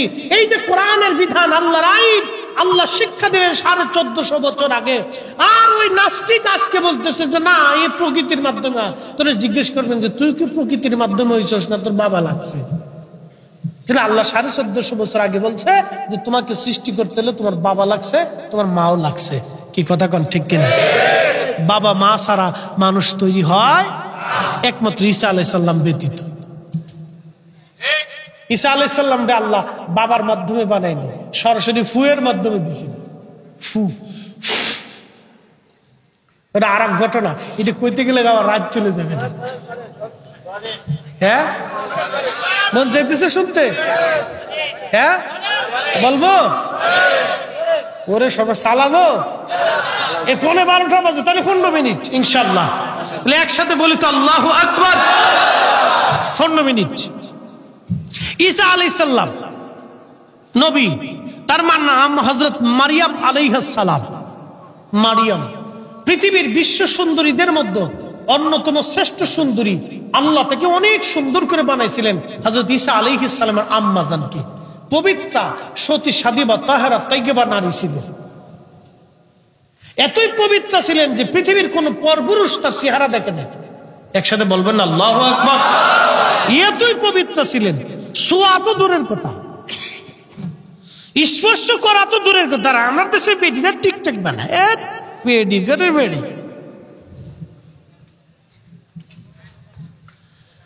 খুব মনোযোগ দিয়ে হাজরাতে সরহুল্লাহর মা জননী তিনার আম্মা জান হযরত হান্না মানত করলেন, আল্লাহ যদি একটা পুত্র আমাকে সন্তান দাও তা আমি মসজিদে বাইতুল আকসার খাদেম তারে বানাবো।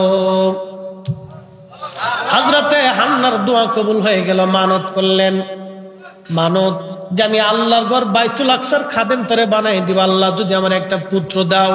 অনেকে মানত করে, আল্লাহ আমার যদি ছেলে দাও তো মাদ্রাসায় পড়াবো। কি কথা কন না কে? আবার অনেক সময় অনেক ছেলেরা ল্যাংড়া কানা বোবা হয়ে যায়, মা মানত করে, আল্লাহ যদি ভালো হয় তো মাদ্রাসায় পড়াবো। কে ল্যাংড়াটার কানাটারে খালি মাদ্রাসায় দিবার চাই, কে কারণটা কি? খালি ল্যাংড়া কানা বোবাটার মাদ্রাসায় দিলে মানত করে লিছে, তো অনেকের মানত আল্লাহ কবুল করে লে। তো হযরতে হান্না আল্লাহকে রব্বুল আলামিন থেকে একটা মেয়ে সন্তান দিলেন। মেয়ে আসলো পেটে। মেয়ে আসার পরে হযরতে হান্না আলাইহিস সালাম আল্লাহকে বলেন, আল্লাহ চাইলাম পোলা দিলাম আইয়া। হযরতে হান্না ডাক দিয়ে বললেন, আল্লাহ ডাক দিলেন, হান্না রে তুমি ছেলে চাইছো, মেয়ে দিছি। মেয়েরাও কোনো কোনো ক্ষেত্রে ছেলেদের চাইতো অনেক কৃতকার্য হয়। একসাথে জোরে বলা যাবে কি মারহাবা। হযরতে হান্নার এই কন্যা সন্তানের নাম রাখলেন মারিয়াম। মারিয়ামকে কোলে করে হযরত হান্নার স্বামীর নাম ছিল হযরত ইমরান আলাইহিস সালাম। ইমরান আলাইহিস সালাম। ইমরান আলাইহিস সালাম মারা গেলেন। হযরত হান্না তখন বাচ্চা প্রসব হলো। সন্তানটাকে নিয়ে তিনি বাইতুল আকসার সামনে চলে গেলেন। হযরত ইমরান আলাইহিস সালাম ছিলেন বাইতুল আকসার ইমাম। সন্তানকে কোলে করে নিয়ে ডাক দিছে, হে বাইতুল আকসার মুসলমান, আমি আপনাদের খতিব সাহেবের স্ত্রী। আমি মানত করেছিলাম যে আল্লাহ আমার একটা পুত্র সন্তান দিলে আমি এই ঘরের খাদেম বানাবো, কিন্তু আল্লাহ আমার একটা কন্যা সন্তান দিছে, আমি তার নাম মারিয়াম রাখছি। আপনারা আমার মারিয়ামকে কবুল করে নেন, এই মসজিদের খাদেম হিসেবে আপনারা কবুল করে নেন, আমার মারিয়ামের দায়িত্ব আপনারা নিয়ে নেন। তখন হযরতে উজাইর, আপনার কি বলে, হযরতে রাসূল ইমরান আলাইহিস সালামের আরেকজন, অর্থাৎ কি বলে আপনাদের দেশে যে আমাদের দেশে সুমন্দি নাকি ভাইরা ভাই, মাশাআল্লাহ ভুলে গেছি ভাইরা ভাইয়ের কথা। তো ভাইরা ভাই হযরত ইমরান আলাইহিস সালামের স্ত্রী নিয়ে গেছে। নিয়ে যাওয়ার পরে এখন অন্যান্য ইমাম যারা আছেন সবাই বলতেছে যে তালি মারিয়ামকে আমাদের দায়িত্ব দিয়ে দেন। এখন এটা নিয়ে লাগছে বিরাট বড় ঝগড়া। মারিয়ামকে আমাদের দায়িত্ব দিয়ে দেন, সবাই দাবি করতেছে মারিয়ামকে আমাদের কাছে দিয়ে দেন। তো সবাই যখন দাবি করতেছে, এই দাবির প্রেক্ষিতে আল্লাহ রাব্বুল আলামিন সমাধান দিলেন যে তোমাদের তাওরাত যারা লেখো লোহার কলম দিয়ে, তখন লোহার কলম দিয়ে তাওরাত লিখতো, যে এই কলম তোমরা ছেড়ে দাও, এই কলম ছেড়ে দাও। যার কলম ভাসতে ভাসতে উজানের দিকে আসবে তার দায়িত্বটা মারিয়াম আলাইহিস সালামের কাজে যাবে। একসাথে বলা যাবে মারহাবা। আচ্ছা, লোহার কলম কি ভাসে না, এটা ডুবে যায়। তো সবাই নদীর মধ্যে কলম ছেড়ে দিলেন, সবার কলম ডুবে গেল, কিন্তু হযরত মারিয়াম আলাইহিস সালামের খালুর কলমটা ডুবলো না। তার কলমটা উজানের দিকে ভাসতে ভাসতে রওনা হয়ে গেল। খালুর কাছে দায়িত্ব দেওয়া হয়েছে। খালু তখন বাইতুল আকসার ইমাম। খালু তার জন্য আলাদা হুজরা বানাই দিলেন। মারিয়াম আলাইহিস সালাম ধীরে ধীরে বড় হলেন। খালুর চিন্তা যে মেয়েটা বড় হচ্ছে, কি এক চিন্তা, মহা চিন্তা, কি করা যায়, তাকে দায়িত্ব নিরাপত্তা দিতে হবে। সেজন্য বাইতুল আকসার আলাদা একটা রুম করে দিয়ে তারে ওই রুমের বাহির থেকে খালু তালা মেরে উনি বাইরে চলে যাইতেন। প্রত্যেক দিন এরকম চলে যাইতেন। তো একদিন মারিয়াম আলাইহিস সালাম অন্দরমহল থেকে তিনি গোসল ছেড়ে তিনি তার বেডরুমে আসতেছিলেন। এমন সময় দেখলেন তার রুমের দরজার সামনে একজন সুদর্শন পুরুষ দাঁড়ায় রয়েছে, যুবক। মারিয়াম আলাইহিস সালাম ভয় পেয়ে গেছে। ভাই পেয়ে ডাক দিলেন, এই যুবক তুমি আবার কে? হযরত মারিয়ামের চিন্তা যে না না, এদেশে একটা যুবক আছে নাম কাফুর। কাফুর নামক একটা যুবক খুব বখাইটা, খুব বেয়াদব। এই ছেলেটা মেয়েদেরকে উত্ত্যক্ত করতো, ইফটিজিং করতো। হযরত মারিয়ামের চিন্তা হলো এই কাফুর বুঝি আমার ঘরের মধ্যে ঢুকে গেছে। হযরত মারিয়াম ডাক দিয়ে বলল, হে আল্লাহর বান্দা, খোদার দোহাই দিয়ে বলি তুমি আমার দিকে আসবা না। তুমি সর্বনাশ করতে আসছো আমার জীবনে, সর্বনাশ, তুমি আমার দিকে আসবে না। আল্লাহর কসম করি তুমি আমার দিকে আসবে না। তখন ওই যুবক ডাক দিয়ে বললেন, মারিয়াম আপনি চিন্তা করবেন না, আমি কোনো মানুষ না, আমি হযরতে জিবরাইল আলাইহিস সালাম। একবার জোরে বলা যাবে কে মারহাবা? আপনি জিবরাইল কি জন্য আসছেন? বলে আমি জিবরাইল আসছি আপনাকে একটা পবিত্র সন্তান দেওয়ার জন্য। হযরত মারিয়াম বললেন, জিবরাইল আপনি আসছেন সন্তান দেওয়ার জন্য? আমার তো বিয়ে হয় নাই, কোন পুরুষ আমাকে স্পর্শ করে না, আমাকে দেখেও নাই। সুবহানাল্লাহ বলবেন। মারিয়াম আলাইহিস সালাম বলতেছে যে কোন পুরুষ আমাকে দেখে নাই, আমাকে স্পর্শ করে নাই, তা আমার কি করে সন্তান হবে? হযরত মারিয়াম এই কথা বলার পরে জিবরাইল বললেন, কুন ফায়াকুন, আল্লাহ যেইভাবে বলবে সেইভাবেই হবে, আপনি হাঁ করেন আমি আপনাকে ফু দিব। হযরত মারিয়াম দূর থেকে হাঁ করলেন, জিবরাইল আলাইহিস সালাম দূর থেকে ফু মারলেন। ওই ফুয়ের মাধ্যমে হযরত ঈসা রূহুল্লাহ মায়ের পেটে চলে গেলেন। একবার জোরে বলা যাবে সুবহানাল্লাহ। আল্লাহর কাছে খুব কষ্ট লাগছে না? এই কাজ করা আল্লাহর খুব কষ্ট নাকি? খুব মানে গবেষণা করা লাগছে। আল্লাহ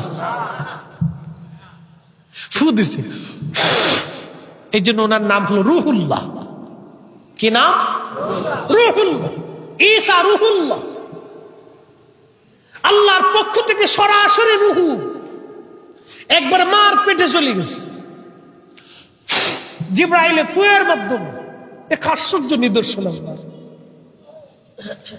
সরাসরি চলে গেছে। পবিত্র নারীর যখন আল্লাহ সন্তান দিয়ে দিলেন, হযরতে মারিয়াম আলাইহিস সালাতু ওয়াস সালাম মায়ের পেটের মধ্যে হযরত ঈসা রূহুল্লাহ চলে গেলেন। একসাথে জোরে বলা যাবে কি সুবহানাল্লাহ? আল্লাহু আলা কুল্লি শাইইন কাদির। সমস্ত ক্ষমতার মালিক কে? আল্লাহ, এতে কোনো সন্দেহ নাই। কথা কোন ঠিক কিনা? তাহলে আমরা ছেলে মেয়ে চাবো কার কাছে? না খাজা বাবার কাছে চাইছি কোনোদিন যে খাজা বাবা আপনি আমরা আল্লাহ আমরা একটা বুলা দিয়ে দেন? না, বিষয়টা এরকম। অনেকে খালি করে তোমরা বাবার কাছে চাও কে? আচ্ছা, আমি আপনাদেরকে এর একটা সমাধান দিই। আমি মসজিদের খতিব, আমার হাসনাবাদ হাউজিংয়ে 4 থেকে 5,000 মুসল্লি প্রত্যেক জুমাতে হয় আমার। তো খুব মনোযোগ দিয়ে মুসল্লিরা অনেক সময় এসে আমার কাছে আবদার করে যে হুজুর আমার ছেলের বিয়ে হয় না, ব্যবসা ভালো হয় না, এটা সেটা স্লিপ দেয়।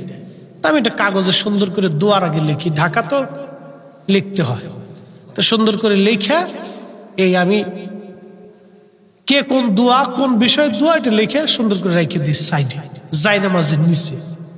আবার কিছু হাদিয়া করেও দেয়, কেউ দেয় কেউ দেয় না। যে দেয় তার জন্য দোয়া করি, যে দেয় না তার লাগেও করি। আর করি না যে হুজুর টিয়া পেয়ে দোয়া করতেছে, না, দোয়া করি। তো মনোযোগ দেন। আমার কাছে অনেকে এসে দোয়া চাইছে যে হুজুর আমার 10 বছরের বাচ্চা কাচ্চা হয় না, আপনি একটু দোয়া করেন যে আল্লাহ আমার একটা সন্তান দেয়। আচ্ছা, সন্তান কি আমি দিব না আল্লাহ দিবে? তাহলে আমার কাছে দোয়া চাওয়াটা কি তার অপরাধ? তো আমাদের অনেক জাকের ভাইদের ব্যবসা, বিদেশ যাত্রা, মামলা মোকদ্দমা, মেয়ের বিয়ে হয় না, বাচ্চা কাচ্চা হয় না, ক্যান্সার রোগ, ওষুধে ভালো হয় না, ডাক্তারের চিকিৎসা করে কিন্তু নিরাময় হয় না। এই বিপদে পড়ে হুজুর কেবলার সামনে যাইয়া হুজুরের কাছে নালিশ দিতে, হুজুর আমার এই সমস্যা, আমার এই প্রবলেম, আমার বাচ্চা কাচ্চা হয় না, হুজুরের কাছে আসছি। হুজুর একটা সমাধান দিতেন, একটা ওষুধের নাম বলতেন, ডাক্তারের কথা বলতেন, বা বলতেন বাবা যায় ইবাদত করেন, না একটু খেদমত করেন, অপেক্ষা করেন। এই একটা সমাধান হুজুর কেবলার কাছ থেকে দিয়ে দিত। অনেকবার না বুঝে সারা দেশে খালি প্রচার করছে, এরা আল্লাহর কাছে না চায়, খালি খাজা বাবার কাছে চায়। কি কথা কর না কেন? এগুলো অনেকে বলছে, বুঝে বলুক না বুঝে বলুক, আমার ভাইদের বুঝুর ভুল হইতে পারে, তো কটাক্ষ না, কটাক্ষ করা যাবে না। আমার ভাইদের বুঝুর ভুল হইতে পারে, তাদের রাগ করা যাবে না। কি কথা ঠিক কিনা? রাগ করা যাবে না, বুঝুর ভুল হইতে পারে। তো অনেকে হয়তো বুঝেও বলছে, না বুঝে বলছে, এটা তাদের ইচ্ছা। না বুঝে বললে আমার ভাইদের জন্য সাধুবাদ, যে বোঝার চেষ্টা করবে। তা আমার কাছে এসে প্রত্যেক জুমাতেই মানুষকে হুজুর এইটা সমস্যা, এইটা সমস্যা, তাহলে মানুষকে আমার কাছে চায় না আল্লাহর কাছে চায়? আল্লাহর কাছেই চায়, কিন্তু আমার কাছে বলতেছে হুজুর আপনি দোয়া করেন। তা আমরা হুজুর কেবলার কাছে বিপদে আপদে মুসিবতে পড়িয়া যাই নালিশ দিতাম, হুজুর আমার এই সমস্যা, আমার এই প্রবলেম, আমার এই সমস্যা, এই সমস্যা, হুজুর এর এই সমস্যা। হুজুর এক একজনের এক একটা সমাধান বাতলাই দিতে। সুবহানাল্লাহ বলা যাবে না? আমাদের ওই যে দরবার শরীফে হোমিওপ্যাথিক ডাক্তার সাহেবের নাম কি? হুমায়ুন ডাক্তার। বাসা আছে না মারা গেছে? হুমায়ুন ডাক্তার কি বাসা আছে কিনা আমি কইতে, মারা গেছে। ডাক্তার সাহেব মানে মারা গেছে, হুমায়ুন ডাক্তার। একদিন আমাকে বলতেছে ছোট এদিকে, তখন মাদ্রাসায় বুঝে, শোনো এদিকে আসো, তোমরা তো আমরা ছোট ভাই, তো তোমার একটা ঘটনা শোনো। বললো কি ঘটনা ডাক্তার সাহেব বলেন তো? তো বলতেছে একদিন এক রুগী এসে ছেলেরা তার বাবারে ধরে নিয়ে এসে, এই লোকটা আপনার ওই মানে মুমূর্ষ, ডাক্তার বলছে সে 7 দিন বাঁচবে, ভালো মন্দ খাওয়া, এ বাঁচবে না, হয়তো কিডনি লিভারে এই সমস্যা। আমার শ্বশুর আব্বা কয়েকদিন আগে কিডনির রোগে মারা গেছে। তো কিডনির একটা পজিশন আসলে, এমন একটা পজিশন আসে যে তার আর বাঁচানো যায় না, কোনো ডাক্তার ওষুধ দিয়ে কুলানো যায় না। তো তার কিডনি লিভার দুটোই নষ্ট। তো ওনার ধরে নিয়ে আসছে। তো উনি ডাক্তার সাহেব আমাকে বলতেছে, তার সঙ্গে ধরে নিয়ে আসার পরে তার ছেলেরা হুজরা সাহেবের সামনে নিয়ে এসে, সারেং সাহেব তখন ছিল, ফরাদবার আব্বা। সারেং সাহেব ছিল, সারেং সাহেব বলতেছে হুজুর এই একটা লোক না নিয়ে আসছি, খুব অসুস্থ, কিডনি নষ্ট হয়ে গেছে, ডাক্তার বলছে 7 দিন হায়াত আছে। তো হুজুরকে একটা ধমক দিছিলেন, বাবা মরা মানুষ নিয়ে এসেছিলেন, মরা মানুষ নিয়ে আসছে। তখন ওই ছেলেরা সাথে ছিল, ছেলেরা কান্দে দিয়ে বলতেছে হুজুর আমাদের আব্বা মারা গেলে আমরা খুব অসহায়ের মধ্যে পড়ি, তো হুজুরের কাছে আসছি, হুজুর যাতে একটু দোয়া করে দেন। তাদের ভাষায় তাদের কথায় তারা বলছে। তো হুজুর কেবলা ডাক্তার সাহেব ডাক দিয়ে বলেন, বাবা ওনাকে 7 দিনের 7 ডোজ একটা ওষুধের নাম বলে দিলেন, বাবা এইগুলো ওনাকে দিয়ে দেন। ডাক্তার সাহেব আমাকে বলতেছে বাবা ভাই আমি চেম্বারে বসা ছিলাম, তখন ওই চেম্বার ওইখানে, বলে আমি বসা, আমি তার 7 ডোজ, হুজুর যে ওষুধটা দিতে বলছে যেইভাবে আমি সেইভাবে দিচ্ছি। দেওয়ার পরে লোকটা চলে গেছে, নিয়ে গেছে তারে। ঠিক 7 দিন পরে 8 দিনের দিন লোকটা আমার চেম্বারের সামনে হাইটে যাইতেছে। সুবহানাল্লাহ বলবেন না? একসাথে বলেন আল্লাহু আকবার। শেফা করে কে? না জোরে বলতো। উসিলা আসেনি? আসেনি উসিলা? এত ওষুধ খাওয়াইলো কিন্তু কাজ হলো না, কিন্তু আল্লাহর ওলি বলে দেওয়াতে কাজ হলো, কারণ আল্লাহর কাছে উনি পছন্দনীয় ব্যক্তি। কথা ঠিক কিনা? আমি বললে হয়তো না, কিন্তু হুজুর বলাতে হয়েছে, কারণ উনি আল্লাহর কাছে পছন্দনীয়। তো খুব মনোযোগ দিয়ে হাইটে যাইতেছে। তা আমি তার ডাক দিয়ে বললাম ভাইজান দাঁড়ান দাঁড়ান, সময় নাই, আগে হুজুরকে আপনার কাছে যাইতে হয়। আমি পিছন পিছন গেলাম, যাই সে হুজুরকে আপনার কাছে বসলো, হুজুরের কাছে কথা বলো, হুজুর কথাবার্তা বললেন, তারপরে খানা খাওয়াইলেন। হুজুর বললেন বাবা যান খানা টানা খান। সে লোকটা খাইয়ে দিয়ে পরে শেষে আমার চেম্বারে এসে গল্প টল্প করিয়া সময় টময় কাটে, পরে সে কয়েকদিন থাইকে পরে বাড়ি যায়। এগুলো তো বাস্তব, এগুলো শিরিক না, এগুলো বেদাত না। একটা মুসিবতে পড়লে মানুষ ডাক্তারের কাছে যাবে, বিপদে পড়লে পুলিশের কাছে যাবে, টাকার দরকার হলে প্রতিবেশীর কাছে যাবে, খাবারের দরকার হলে ভিক্ষুক আপনার কাছে চাবে। কি বাবা কথা ঠিক কিনা? ভিক্ষুক তো চাবে বাবা দয়া করে কিছু দেন। এটা ভিক্ষার শিরিক না, এটা চান। প্রকৃত দেওয়ার মালিক একসাথে বলেন কে? কে? সন্দেহ সন্দেহ নাই। ওয়াজ লম্বা আর করবো না। যোগ শ্রেষ্ঠ মহাবলী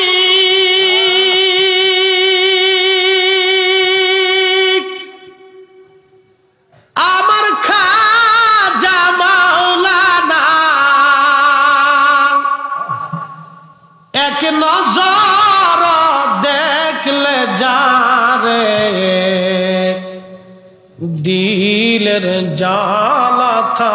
পাকে নাম। এসেছেন যত নবী সকলের ইমাম, সালাম ও নবী তোমায় হাজারো সালাম, ইয়া নবী সালাম।